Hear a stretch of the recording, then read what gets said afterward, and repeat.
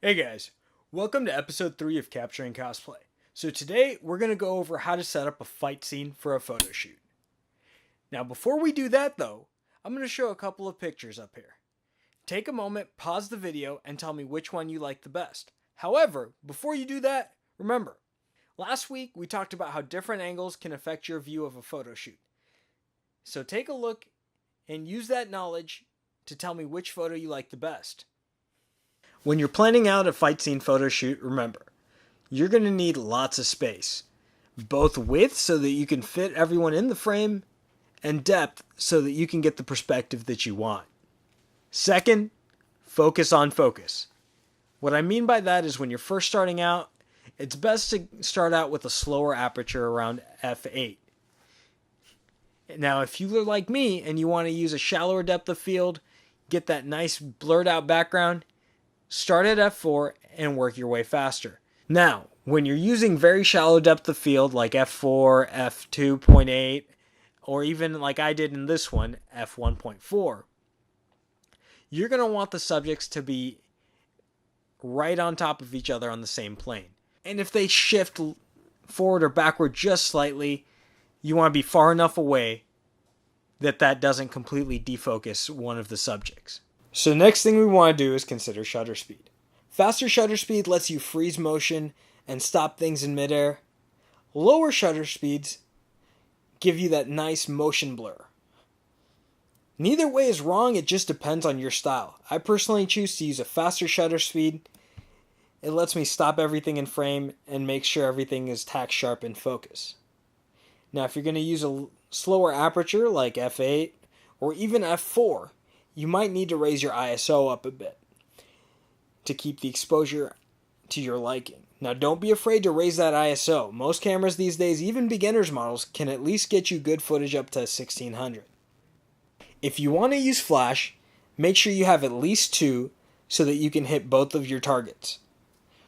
It's best to set them up with remote triggers, and in my case, I had enough power in them to keep them far enough away so that I wouldn't have to Photoshop out any light stands. Now remember guys, if you like what you're seeing, be sure to hit that like and subscribe button, and also in the comments below, feel free to leave me suggestions for future topics and any questions you have.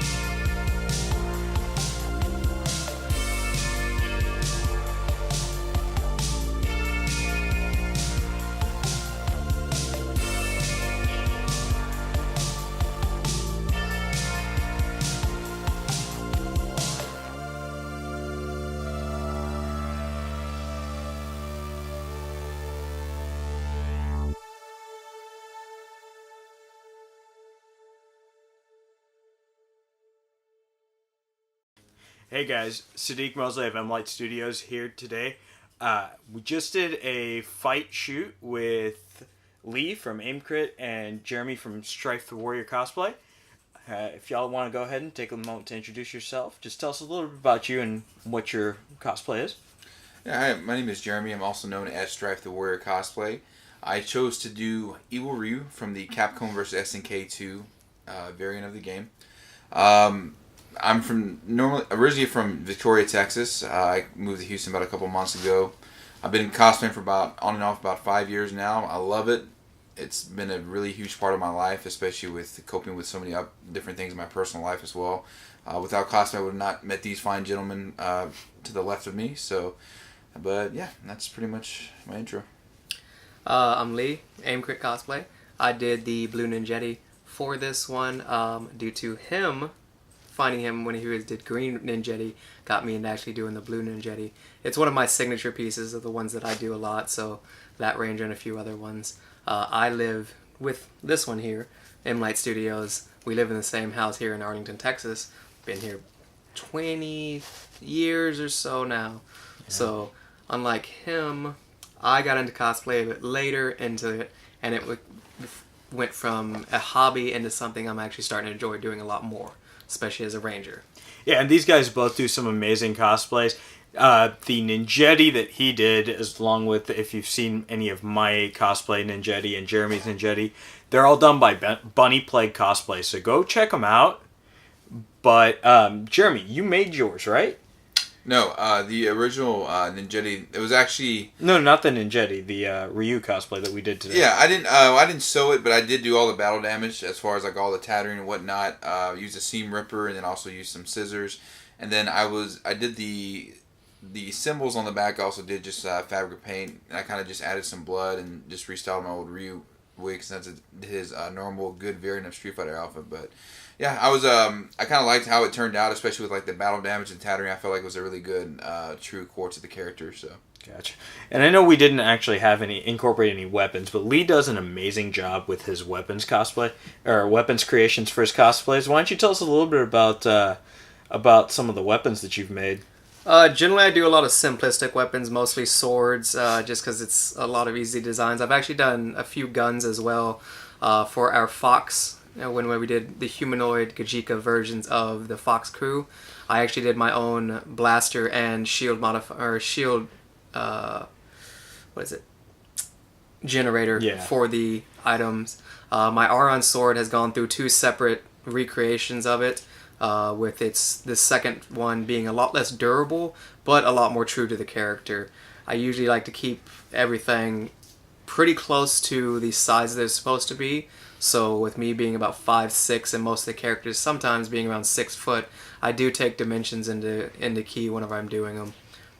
Also works out because since we're both the same height, I just end up being your body double whenever. But Jeremy, what got you interested in doing cosplay to begin with? It's a little bit of a story. I had recently broke up with it was my first long-term relationship, and I see my buddy who went to A-Kon 2012 for the first time, and one of the things it sounds weird, but I was Googling how to get over a relationship at the time because, hey, nowadays you can pretty much Google anything. Yep. One of the suggestions that people had mentioned was you have to try new things, and then my buddy was like, hey, A-Kon's coming up again this year. Do you want to check it out? I was like, you know what? The hell with it. Let me try it out.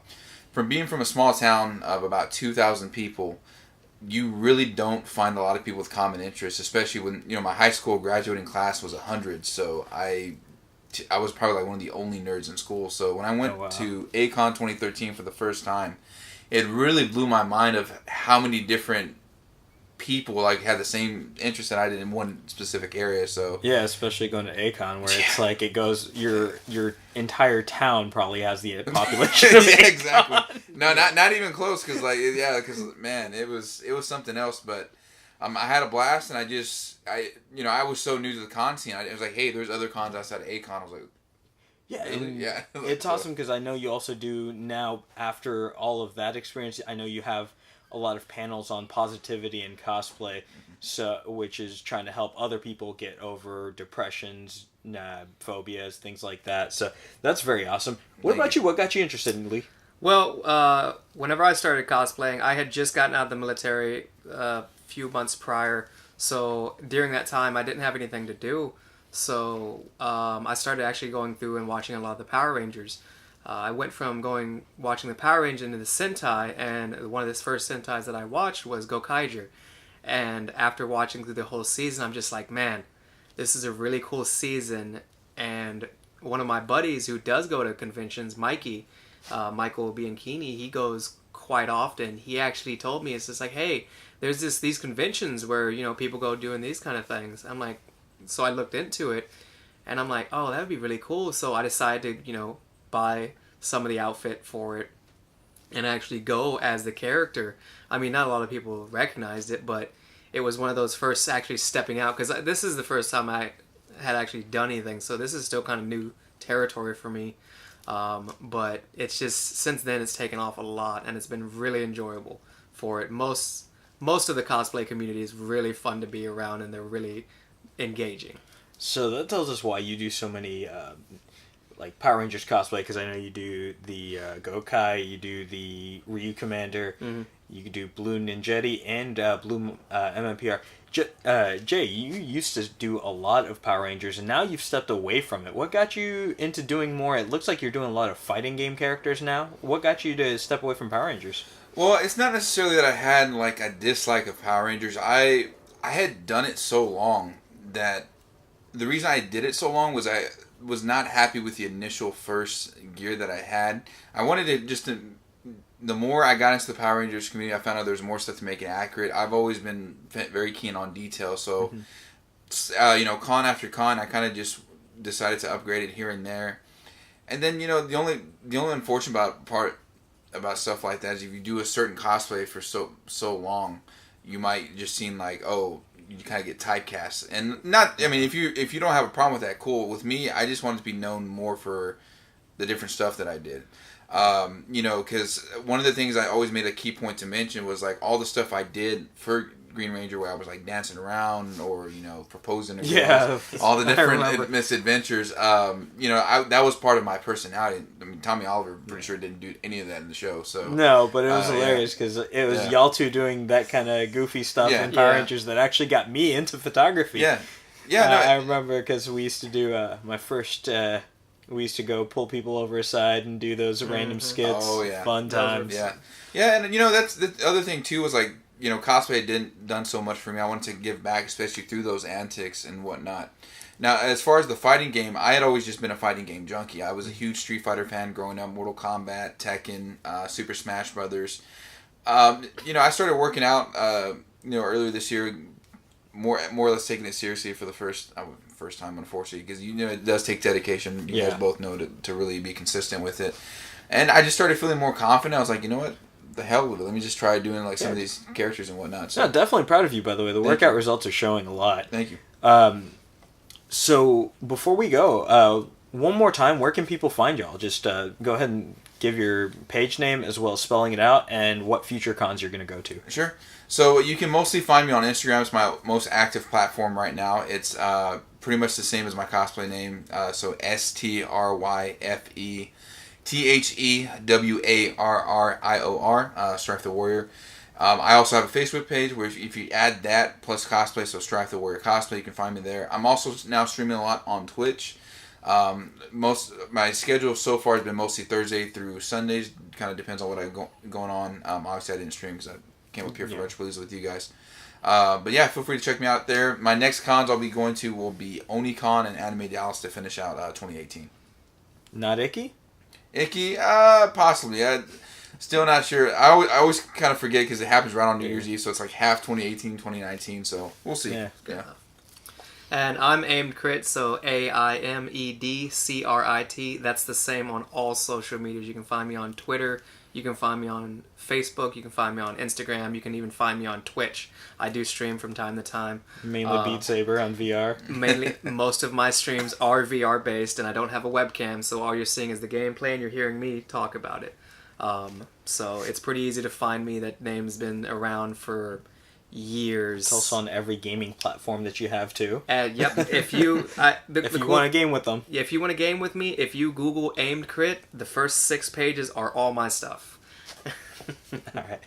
And yeah, what cons are you going to before we close out? I am going to be heading to IkiCon at the end of the year. Dallas Fan Days currently is kind of up in the air for in October. Unfortunately, I will not be able to make it to PAX though next year. Ooh. That's a big drop due to I am still reserves, so I've lost that weekend, so I can't go. Yay for the accidental discharge for me. Yeah, I know. But, you know, I can actually... But, I can make it to A-Kon next year. Sweet. I haven't made it to A-Kon in 3 years. I can finally make it. What about A&T and Anime Dallas coming up? A&T is a maybe. It's a smaller con. If I do continue my workouts, I may go there just for a day. I probably won't buy a pass, though. I'll just kind of wander. Anime Dallas is probably looking at a no because it's just something. It might be, yeah. Yeah, it's not something that I'd rather get more people's opinions on it before going. I'm not a huge fan of going to a convention of First time conventions. So. Gotcha. Well, hey, thank you both for posing for the shoot. I'll have the videos and photos back to y'all as soon as possible. And thank y'all for watching today. Have a good one. Later.